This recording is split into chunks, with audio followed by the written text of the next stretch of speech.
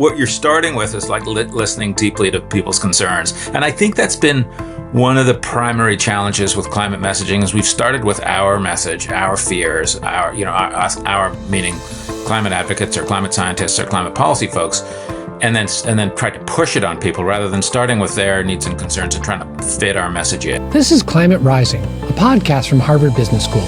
I'm your host, Mike Toffel. Today's episode is part of our new series on storytelling for climate, where we explore how communication, narrative, and persuasion shape climate action. My guest is John Marshall, founder and CEO of Potential Energy Coalition. They use behavioral science, focus groups, and A/B testing to craft and refine climate messaging campaigns to identify what's most effective in shifting public perception and motivating action. Here's my conversation with John Marshall. John, thank you so much for joining us here on Climate Rising. It's great to be here, Mike. Thank you for having me. So why don't we begin with just a brief introduction to what your current role is and a bit about how you got there. Absolutely. Yeah. So I founded and started about 6 years ago a nonprofit marketing firm that we sometimes describe as the marketing firm for planet Earth. My career was in management consulting and in marketing and corporate advisory, and I spent the last couple of decades advising senior leaders, CMOs, and CEOs of big companies, the Walmarts, the Bank of Americas, the Comcasts, on their marketing strategies and their brands. And true story. One day, it actually started at Harvard. One day, my kid who took a course on climate change came home and told me I was a useless idiot for selling soap and shampoo. I need to make something of my life. And so I was actually contemplating retirement at that point in time, and decided, well, why not take all the skills from the corporate sector and see if we could, apply those to selling the product that is the clean energy transition. So that was the genesis of Potential Energy, and I had a 35-year career in the corporate sector and built a team that had similar background and also some folks from the nonprofit sector to basically create a marketing firm, with a tax status that's a nonprofit, but really surfacing the the sector that's trying to accomplish this transition. So that's how it all got started, and we've built a decent sized business over the course of the last 6 years, and are still pushing away on this really hard product to sell, to be honest. Yeah, well, that's what we're going to talk about. So, two quick follow-ups on that. So why did you organize Potential Energy Coalition as a nonprofit rather than a firm? It's a great question. I think well, first of all, I didn't want to have clients. I had 3 decades of clients. And so but mostly, all jokes aside, I wanted the cause to be the client, and the advantage of, and most of our support is from generous foundations and philanthropists who give us general operating support, so we can be very focused on the cause. I think there are certainly a lot of amazing opportunities in the for-profit sector to move cause-based marketing forward, but I didn't want to have any profit motive behind the messaging. I wanted to have it be solely for what's the most effective thing that you can do. And in any situation you're in, you're going to have some benefit to a client company that you will also want to achieve. And so I wanted to take that out of the equation. We do help companies a great deal, but we do it with the cause at the center rather than the company's goals at the center. Now, those tend to align a high portion of the time, and we really wanted it to be a social mission, and we wanted to be able to move money to the places that we thought maybe the corporate sector was not tackling. And that's what the nonprofit sector does. It finds the spaces in the world where philanthropic capital can fill a gap, and so we thought there's a big comms gap that exists. Most of the NGOs in the sector were outstanding at policy and outstanding at science, but didn't have marketers in them. There are very few marketers in the space, and so that was the need that we saw when we started it up. Great. And then my other follow-up is about the focus. So there's lots of environmental, let's just say sticking within the environmental domain, lots of environmental topics that one could imagine needs some marketing, whether it be to promote organics, for example, or to phase out some types of pesticides. It could be about transportation, mass transit usage. There's so many. It could be about adaptation. And you focused on energy transition, which I think of as primarily in the fields of transportation and like grid scale Yep. electric utilities and sometimes off grid. Yep. What led you to focus on the energy transition Yeah. portion of the environmental domain? That's a good question. And we did not start it as an environmental organization, and I don't necessarily even think of us in that category per se. And we can chat about that a little bit as well. But the goal wasn't to create a green marketing firm. The goal was to use the power of marketing to reduce carbon emissions, right? And so the calculus therefore was, what's the most effective deployment of excellent marketing skills to create the outcomes that we most need. We quickly decided that we were going to work on policy territories, and as opposed to personal behavior. I think marketing can accomplish all of those, but we saw the path to success as we need systems change as much as we need individual change, and so we set the firm out to work on the areas that would have big impact with the right kind of decisions made at a systems level overall. And I think I would say it's kind of a 2x2. What are the areas that can have big impact on carbon, which tend to fall into a few categories? We need a bunch more clean energy. We need to electrify industry. We need to electrify transport, and we need to electrify buildings, and we need to gradually start reducing dirty energy. So those are kind of the 5 territories in which we operate, and all of those need major systems changes to happen. So the second question is then, okay, what kind of campaigns can you run that can increase the likelihood of that happening? You can run campaigns that make increased demand for clean energy. You can run campaigns that increase demand for electrification. You can run campaigns that people understand the cost and the downside of dirty energy. So that tends to be the territory that we occupy. We also realized we were going to be somewhat capital constrained.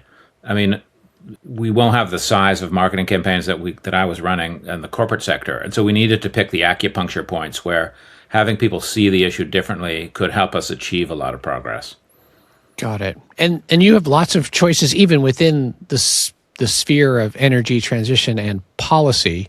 You could be targeting voters. You could be targeting policymakers. You could be trying to amplify the messages of renewable power, or perhaps fighting against traditional fossil fuel power. How did you then sort of click in one more dimension in detail and figuring out which of these target markets are you going to focus on?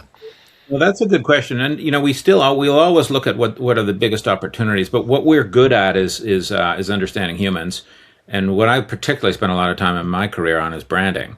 And so we focused on the areas where if we repositioned brand climate change in the minds of citizens, that could actually help progress policy outcomes. And so a lot of the effort has been, a lot of people talked about rebranding climate change when we started the firm, and a lot of the effort has been, how can you put frames in people's minds that are winning frames, and under the premise that if you have a winning frame, if you have a frame that's unassailably supported, you then have a much higher chance of getting the progress that you need. And so a lot of the thinking is deep analysis of important customer segments who matter a lot, like rural voters matter a huge amount for permitting reform, because they've got the land through which the power lines need to go, or on which the solar panels or wind farms need to be built. And so how do you reframe something like that such that the support grows in a way that can achieve progress?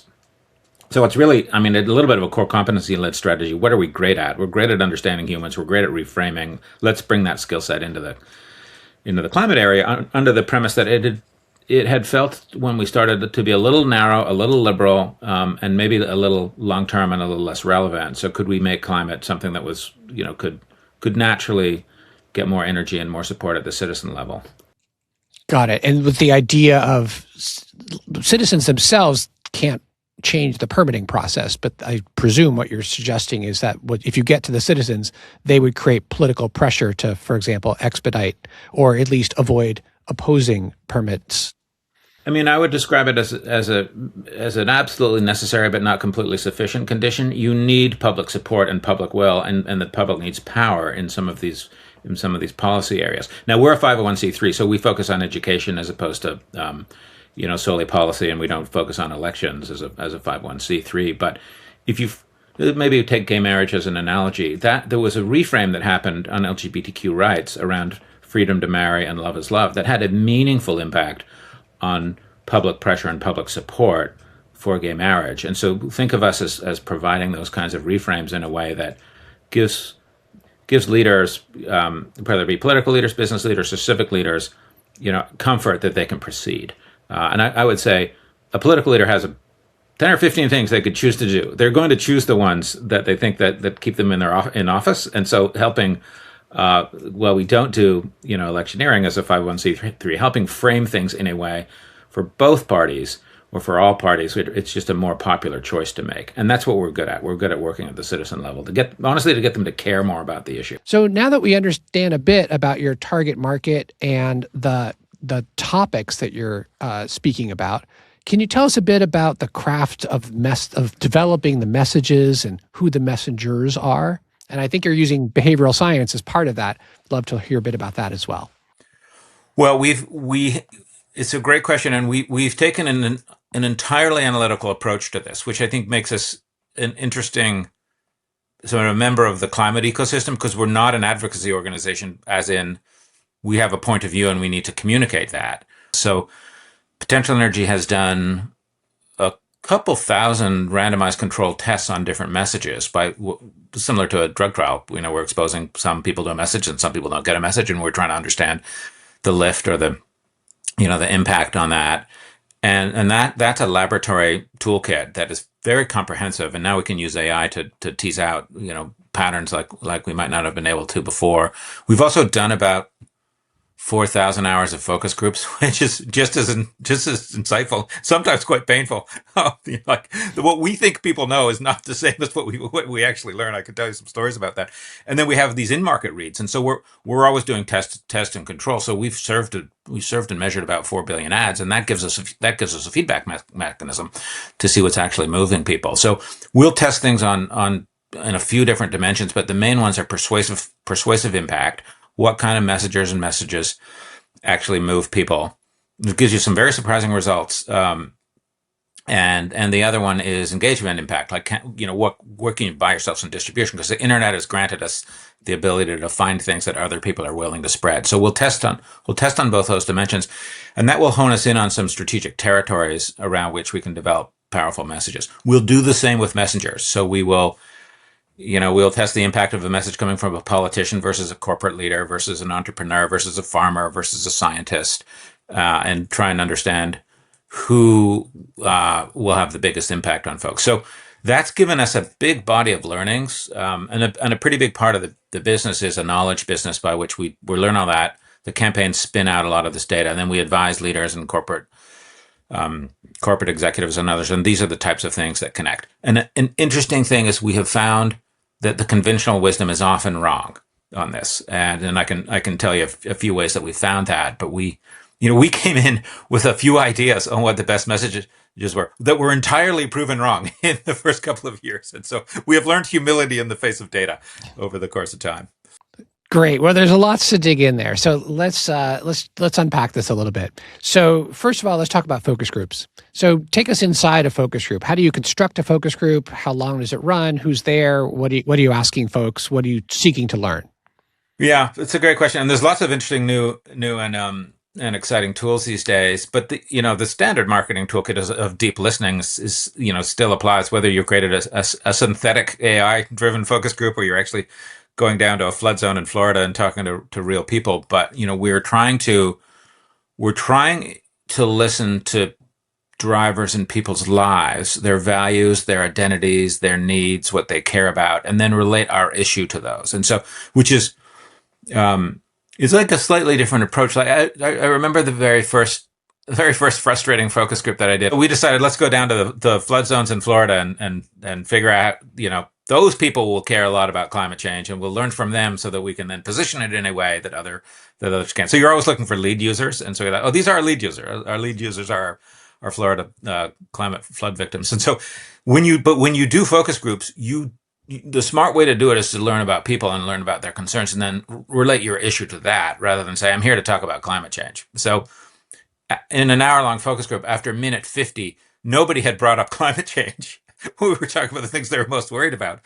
The shopping was bad and the traffic, and so it's eventually somebody mentioned flooding and thought, okay, we have a little bit of a way in. But what you're starting with is like listening deeply to people's concerns, and I think that's been One of the primary challenges with climate messaging is we've started with our message, our fears, our meaning climate advocates or climate scientists or climate policy folks, and then tried to push it on people rather than starting with their needs and concerns and trying to fit our message in. And so that's been a major learning for us, and we've learned not to be too climatey, is what I say. Like, the advocate who yells climate crisis, or who says climate jobs or climate justice or climate action or climate now or climate can't wait, that feels very much coming from a place of advocacy and political concern. And what we've learned is that's not the winning place. The winning place is, what are you struggling with? And how is pollution and a rise in extreme weather or the way that energy is generated affecting your life? That second approach, which is a marketing approach, not an advocacy approach, tends to arrive at slightly different conclusions. Got it. And so then let's switch and talk about sort of the testing, the A/B testing that you described. Yeah. And that's just for those not familiar with A/B testing, it's basically showing two different versions of a message. Perhaps the messenger has swapped, but everything else is equal. Or perhaps a few keywords are changed and everything else is equal, so that you can identify which of these features actually moves the needle. Is that an accurate representation of what you're up to? That's exactly right. And you can change anything. I'll give you an example. We had the exact same text on an ad about a carbon tax, and we changed the imagery from a storm to a pollution smokestack. And so that was interesting because we got more than twice the response from having the polluting smokestack than we did for the storm. And it not only tells you use this kind of imagery, but it actually tells you something about somebody's psychology. They're not making the connection between the storm and climate change like you, the advocate, might be, but they do have a concern about the pollution. And so when you talk, and you don't really say carbon tax, you say a fee on pollution. And so there's all these word choices that you end up making. But you're going to go twice as far with $1 by putting the smokestack image in than the storm image in. And so and now AI lets us do that thousands of times in a millisecond these days. And so that kind of approach is, finds the message that appeals most to people rather than asserts the message that you care most about. Great. And I think that testing is so interesting that you can do testing at such scale at relatively low cost. I mean, but the analogy to medicine with, say, drug trials, randomized controlled trials, there you actually observe the patients over time, and are they getting better, or are there any adverse events? Here in this world of diffused messaging, how are you mentioned two metrics or two types of metrics. You talked about persuasion and engagement. How do you actually measure these outcomes? Are these on clicks on a social media campaign or other types of watching videos? How are you measuring this? Yeah. Well, the internet was built to measure and optimize engagement, and there's all those AI algorithms do that. So that's easy. Persuasion, you need to learn about people more deeply than how they're clicking or their digital footprint. And so in that case, we do two things. We have this laboratory testing machine where we're asking people questions, and then we have ongoing live panels. So we've run a bunch of large scale campaigns where we're serving hundreds and hundreds of millions of ads, and then we are surveying people in the panels on an ongoing basis. And so for one campaign, we ended up serving, these are actual people who saw actual ads. So in that case, we know the media diet. We know you've seen X number of impressions a month, and it's been in social media, or it's been through influencers or content creators or on TV. And we know exactly what you as a citizen have been exposed to. And then we can then ask you how you've changed your views, but actually we can measure how you've changed your behavior as well. So we had a 5-year panel that we ran for one campaign that gave us a tremendous amount of data about the actual cost of getting someone to act differently, think differently, even down to purchasing behavior and individual behavior to watch and see, how did the exposure of the messaging change that? And so we now have a big economic database on that, which you've just taught us a bunch about things that work and things that don't work. So the engagement metrics sound like they're more automated in their collection, whether that be click rates or duration of time spent on a video, things like that. Exactly right. Yeah. Yep. And the persuasion is a little harder because there Yeah. either you're asking them basically, what their attitude That's is right. or what their Yeah. behaviors are. Are And you're you asking them what they might have done in the past. So you're creating a record, but you're doing that by actually talking to people. How do you avoid concerns about socially desirability response bias, which is a fancy word for saying people are predisposed to tell people what they think they want to hear, Yeah. especially Well, if it that's makes true. them feel like a better citizen in some manner. Yeah, I mean that's true for the whole polling industry, right? And Yeah. but in general, it's valuable. It's not perfect, but it's valuable. There are ways to do great polls, and there are ways to do polls that aren't quite so good. And so there are a set of questions that one can ask that are better designed to get to how somebody's really thinking about things. But we would also do a lot of one-on-one interviews and focus groups as well to sort of round out the insight toolkit. And so while I've portrayed this as being a very analytical approach, which it is, we're trying to get to human insight. So just as an example, one of the things in the A/B testing that has come through time and time again through hundreds of these tests is that the jobs message hasn't performed very well, which is interesting because uh, our funders, come from a place where they would really like to see an economic message because innovation and so forth has been part of how their fortunes were raised, and so we find that message has not performed very well. So that's interesting. Analytically, I can win a bet if you put a jobs message in. I can win 3 or 4 bets for sure. One bet is that a jobs message will probably lose to other messages. Another is that women will respond much more than men. And so there's 3 or 4 of those things that you just learn over time. So the jobs message is interesting. We keep seeing that. So what did we do? We then spent a lot of time to really understand the why, right? And you're going to get the why out of actually talking to people. And so when you sit in these focus groups and you tell people the story about the prosperity that's going to come from tackling the climate challenge, first of all, you see it on their faces, and then they say things like, I don't think so. I don't think jobs are going up. I think robots are going to get these jobs. And so people are astute, but the qualitative research really helps to round out a sense of how do you actually do this. So, and that gets you to be more nuanced, right? So it turns out that the jobs message works really well, right? If you're in the county that's getting the job, maybe if you're in the state that might be getting the job, but certainly not if you're in the country or on the planet that's getting the job. And then you learn that it's a credibility issue, and then you learn that if you put a politician in that ad, it's going to do a lot worse than the carpenters union, in that county that actually is going to provide the jobs for the clean energy plant is the one messaging that the jobs are real. So you learn the nuance as to how to actually deliver on that. And it always ends up being, well, it's humans and it's what's relevant to their lives. And I think, the big miss that we've had on climate is that we've done a lot of conceptual stuff, and the human stuff just beats the conceptual stuff every single time, which is why some of the economic messages are on the low end of the A/B testing round robins.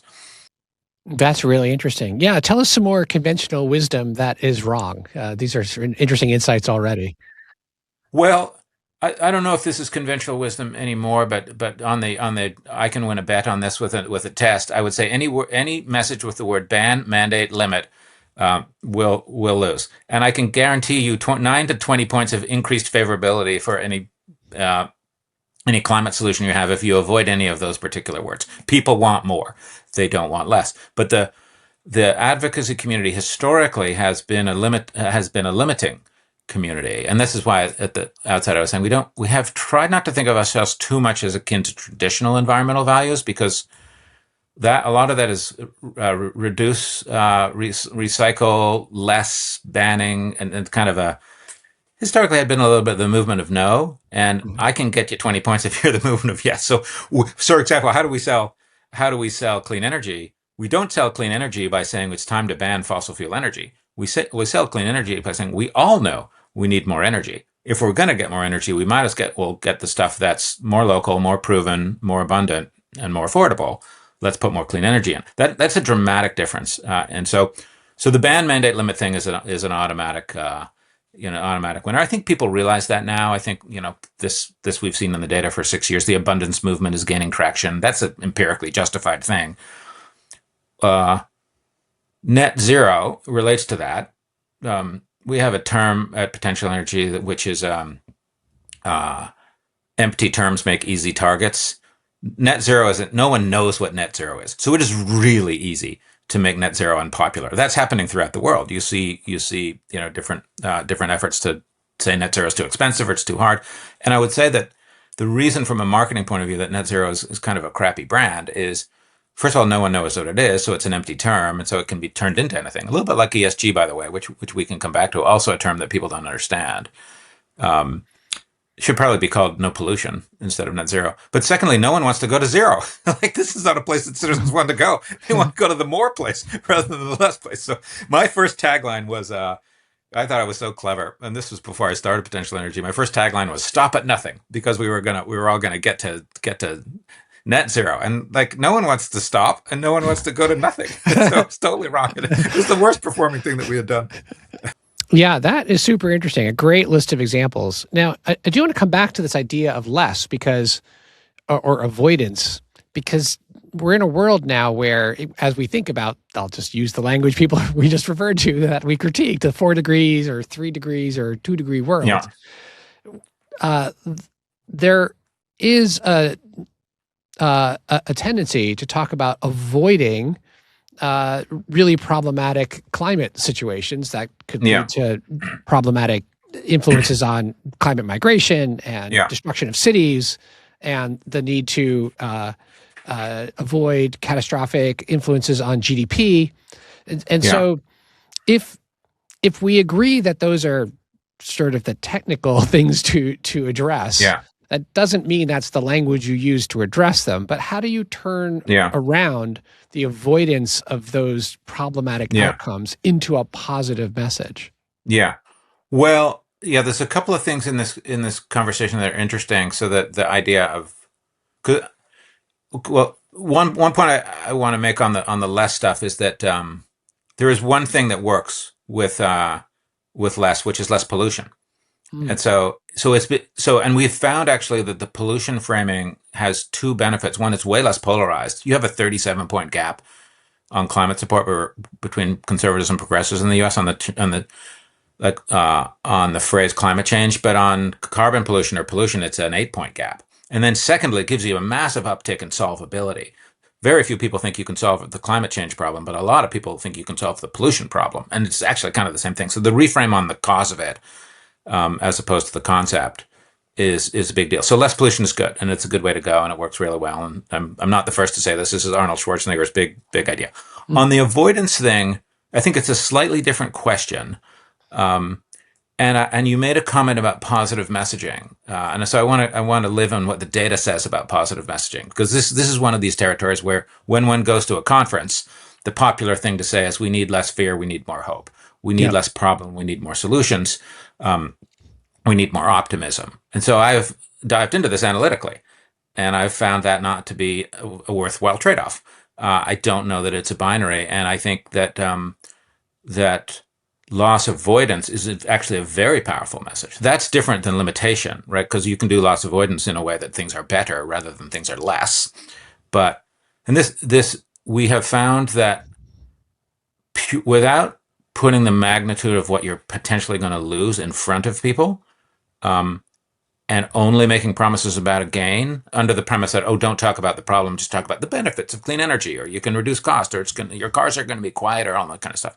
It helps to have a problem for which you put a solution in place. So we've actually found that worry is the most effective emotion on this, which is a little problematic for corporate leaders and political leaders, because you can't just wander around not proposing solutions. So you have to accompany it with a solution. But it's a little bit of a myth that fear doesn't work and hope does. Extreme fear doesn't work because people don't necessarily see it as credible, but activating a worry in people's minds is extremely effective. And so the question is, what's the worry? If the worry is that the planet's coming to an end, it's not necessarily credible. If it's a worry that your insurance rates are going up in your home, which is true for 95% of Americans as a consequence of climate change, it's really effective. And so this is kind of backed by academic theory, prospect theory, where loss avoidance in experiments has often been proven to be more productive in generating response than gain framing. That's also true in our message testing. So we don't subscribe to the solutions only, no problem messaging. We actually like to say maybe a joke comment that a writer, David Foster Wallace, wrote: "Marketing is the creation of anxiety, subsequently are best relieved by purchase." I mean, it's a a bit of a sarcastic remark, but there's some truth in that. You need to give a reason to buy in marketing in order to get the sale. And on the energy side, it is actually helpful that to talk about an overheating planet as a strong reason to buy. And so we don't fall in the school of thought that we should avoid the problem. We should just focus on the solution. The data hasn't borne that out for us. Yeah, great. I mean, you do think of marketing in common parlance as solving a problem you have, right? That's right. That's right. The problem with climate is that it's not necessarily a salient problem that people are thinking about on a regular basis. So you have to activate its salience in order to drive the demand for a solution, which is basically what one does in selling any product. But skipping the activation part has proven to be much less productive than finding a good one. And so our work has been a search for the great reasons to care, and then delivering the solution. It's not just been delivering the solution. And we found it to be very elastic. Like, people can move around a lot because you have to give them a reason to care. Right. I mean, a challenge of the pollution framing, or maybe a benefit, is that it makes you think of. I mean, I think one of the reasons why it's effective is because we have history of solving pollution problems. That's right. That's right. Yeah. Generally, people think of those problems that they've solved as being local and fairly immediate, right? So if you're burning dirty coal in your community and it's forming particles that form on your car and in your driveway and on your lawn, you can point to the problem and you can point to the potential solution if only you put more scrubbers on a smokestack, for example. Yeah.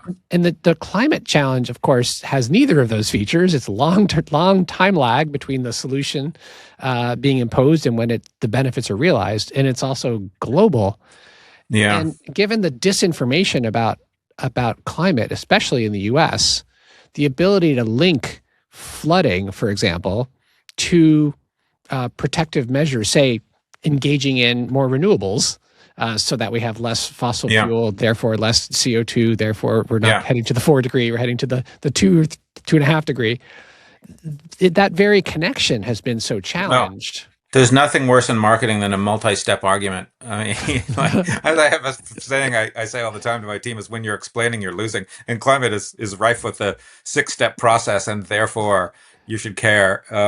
But interestingly, there are some. You mentioned a couple of things, local and immediate. Most of our messaging is about local and immediate, even though the problem is global and long term. And so this is an interesting, I think, trap that we fall into. Those of us who think deeply about it, is that we feel the need to bring all that forward in our messaging, that it's a global problem and that it's a long term problem, and that delivers a lot of cognitive messaging that forces somebody through the 6-step process. And once you force them through the 6-step process of, what's causing it and how do you stop it and how does it impact your life, all those different things, you have yield loss along the way.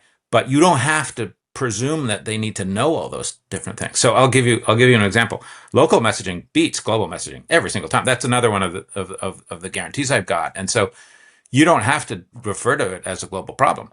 You can refer to it as a local pollution problem and still make progress on the policies that you need. People aren't necessarily going to go down that path, and they think it's a good thing that that Michigan has less pollution and less carbon pollution, and so you can get there without going through the logic that the scientist or the policymaker would go through. The same is true on long term, and so we do a whole bunch of stuff on immediacy. Because I don't want to have people think long term and then have to say, but we can solve it now, because then I've taken them down a pathway where I'm making them overthink. And so now is a very important word on this, and local is as well. I will say, there are a couple of things that the climate community has done historically that have the benefit, that have the curse of being true. Okay, and so one of them is keep it in the ground.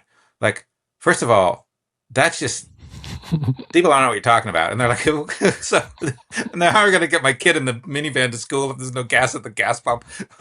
And the other one is, well, the two words that are most likely to not allow us to achieve the massive transformation that we need are massive and transformation, because nobody wants a massive transformation. And so what happens is we do all the studying, we do this thinking, these are all the things we need, and then we have to go say them. But when you say massive transformation, we did a poll in 23 countries about like, do you want a step-by-step process? Do you want a massive transformation? And in 22 countries, they definitively said, we want a step-by-step process. We don't want a massive transformation. There's too much change in our lives. The French, for some reason, want a massive transformation, but that's for a deeper study. But we can't pick the things that we know and say that's the communication we want to do. We have to pick the things that people care about. Yeah, super interesting. Okay, so we've talked about the messaging, the messenger, the target markets, the metrics you use. So the last piece of this puzzle is there's a million places you could now use your analytical engine and the skill sets that your group has to be deployed. How do you decide where to focus? Yeah.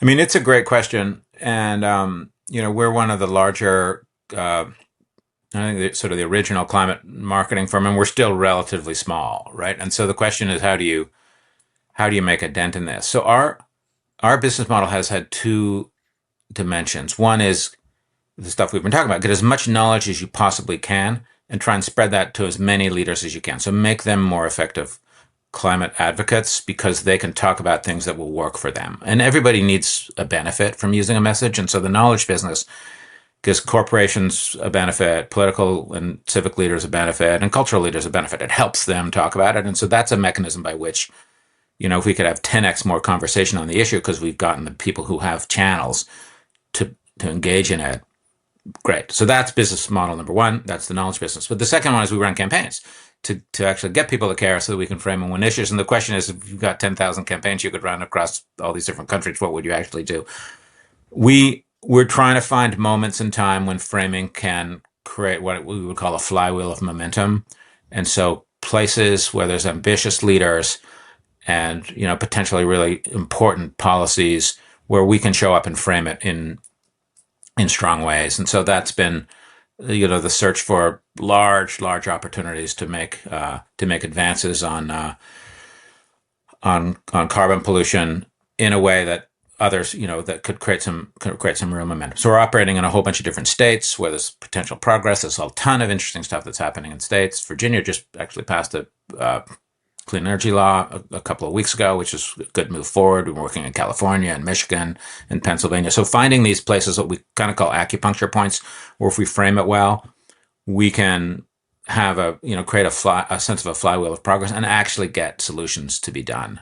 So that's kind of what our business model has been, arming leaders with better messages so we increase distribution and finding places where policy change is a good possibility. John, we've been talking about this conceptually, but I wonder if you can bring us inside a particular campaign. If you give us an example of how you decided to focus on that area, and then what you actually did to ensure that you honed the message, and then what the outcome actually was. Yeah. Well, let me pick one which has an audience that's perceived as harder. And one of the interesting learnings is that you can move all audiences, right? So you talked about myths earlier. One of the myths is that you can't move conservatives, you can only move liberals. Turns out not to be the case. We move conservatives in many cases more. And so one thing that's really important for climate success is rural communities and permitting reform. Because if we can't build it and we can't build it at pace, then we're not going to get there. And so the big need right now is for rural communities and farmers to allow transmission lines and be excited about wind farms and solar panels and so forth. And that's as much or more in red states as it is in blue states. So we did a lot of work to think about how do you create support for building energy in rural communities. And when you're back to the point I was making about really thinking deeply about relevance and customers, you got to think about what are the values of your audiences. And a lot of rural communities are much more conservative. And so the value that came out of the research was freedom. Like, don't tell me what to do. And, and one of the challenges of the environmental movement is their perception of it's a moralistic lecturing thing where you're telling me what to do. You're imposing your values on me. So if you go to a rural community and say you should, you must, you're not a good person if you don't. That's the quickest way to get rejection. So the campaign that we ran in rural communities, which had a dramatic leap in support, was trust farmers with their land. Like, go to freedom. And freedom is a conservative value. Freedom's an American value. Freedom's an awesome place for climate messaging. You should have the choice. By the way, that's another bet I'll always win, is the freedom messaging usually wins, right? And the ban is like the opposite of the ban messaging. So You should have the choice. So trust farmers with their land was the farmers as the spokespeople had a dramatic uptick for support for permanent farm, which is don't tell us what we can do with our land, which is kind of flipping it on its head a little bit. Another flip on its head is don't ban clean energy, right? As opposed to, which is a more effective argument than ban fossil fuel energy. Just don't ban clean energy because you're on the side of freedom and you're on the side of abundance. And so that was a campaign that we worked on in Michigan that was, I think very productive, and it managed to prove out that you can find advocates in places that you might not be looking. Really interesting. You can imagine like the wind farms, the offshore wind farms that are being that were being banned or stopped in the current administration. I haven't heard people frame that as they're limiting freedom of choice of energy sources. Yeah. Well, so we do these, what we call these up-down charts. So you have a percentage of, of support for a given policy issue. And then you can have a framing that moves, and usually it's around 50 to 55. You can have a framing that moves that down into the 30s. That framing that moves it down into the 30s is usually they're banning your XYZ, insert gas stove, insert car. And then the framing that moves it up into the 70s is usually you should have the freedom to ABC. And so, interestingly, the message that we found on electric vehicles, the tempting message on electric vehicles was electric vehicles create good American jobs, which takes support for electric vehicle policy up from 52 to 55%. But if I say everyone should have the right to drive a clean car, I can get it up to the high 60s. And so we just find over and over again that just thinking differently about the abundance and the banning and the freedom and much more move to materiality and away from morality. And I think the past messages has been shoulds and musts and moral frames. And a lot of the case, that's your morals. It may not be my morals. And so I think the freedom framing and a lot of conservative values framing actually works very, very well. Really interesting. So, for example, instead of banning gas stoves, it would be providing the freedom to breathe clean air in kitchens across America, especially for children. That's right. Yeah. Well, if you name a toxin, it gets even more productive because there's other values-based territories that are also interesting, like sanctity and purity. So health is an interesting area, right? And if pollution is your villain, what's your motivation for it? It could be you don't want the pollution that's going to hamper your child's future for climate change, but it could be there's an open flame in your home, and that's got toxins in it. And so that leans in, maybe different from, in addition to the freedom one, that leans into a purity and sanctity value that is also, you can see that growing in America right now with the Maha movement and others. And so there are kind of these cultural trends that are fueled by underlying belief sets that when you tap into those, you can actually get people to think a little differently about the issue. And it can't feel too climatey. Like I call it climate as an adjective, which is actually it's a noun. And so it feels too climatey. It feels like you're bringing an agenda to the conversation as opposed to you understand how I'm thinking and you're relating it to how I'm thinking. Really interesting. So let me round out this conversation with some trends, the two big trends that we're seeing, one in the U.S. and one around the world. In the U.S., we've seen a change of administration over the past few years, and in particular, a change on climate policy, whether it be the cancellation of subsidies for electric vehicles, the cancellation of permits for offshore wind, a very different set of focus areas. How are you seeing that? Is that changing the work that you're doing? Is that just simply making it more important? Are there different messages that used to work that are not working because of just what's in the general culture as a result of these political changes? Yeah. It's interesting because you've seen pretty big changes in the perceptions of elites, of the political class and the business class, but regular people haven't changed a bit in how they think about this issue. So 5 years ago, 64% of people in the U.S. were somewhat or highly concerned about climate change, and the number has been 64 or 65 for each of those 5 years. And so there's a little bit of a risk that those of us who think a lot about the issue or work on the issue perceive that the general public has changed. It hasn't changed at all. Now, what has changed is the amount of message distribution that's happened because the media coverage of climate has gone down a lot over the last year. And so that's a problem for us because we lose salience if we don't get coverage.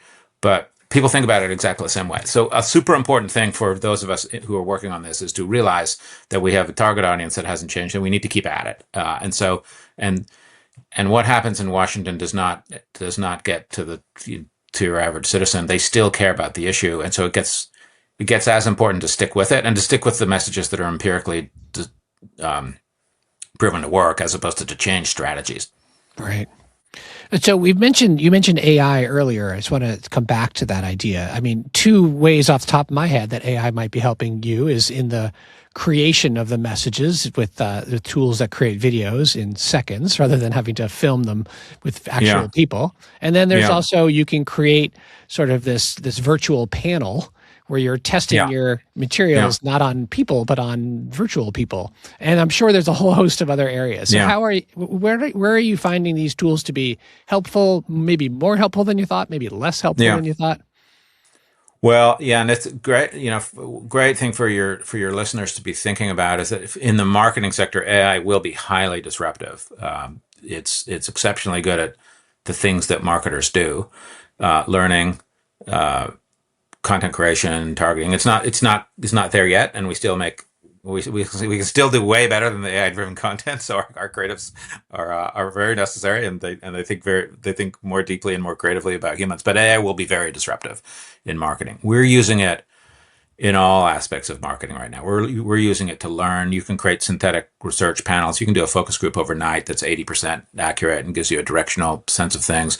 We're using it to create content. Immediately, you can chop something up and turn it into lots of versions and see which versions move. We're using it to distribute content, and we're using it to optimize as well.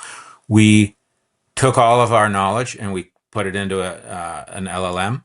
So all the kind of thing I've been talking to you about over the last hour, and so you could AI can write messages for us really well, and so we can scan a leader's speech in there, and we can improve its responsiveness. So it's going to be massively disruptive in the marketing sector, and so I would view it like any technology transition that's happened in marketing. We went from mass marketing to database to internet to search to social to influencer, and now we've got AI. It'll probably be more disruptive. It doesn't necessarily change marketing economics. So there's no silver bullet. None of those transitions have changed the cost per acquisition that much. The channels have ended up making most of the money, right? So there's a reason that, database marketing made Oracle lots of money and search marketing made Google lots of money. So I'm not sure it's going to actually fundamentally change the need to invest capital in marketing, but it'll definitely change the how, and it will definitely change the speed, and it comes with a lot of risks of disinformation.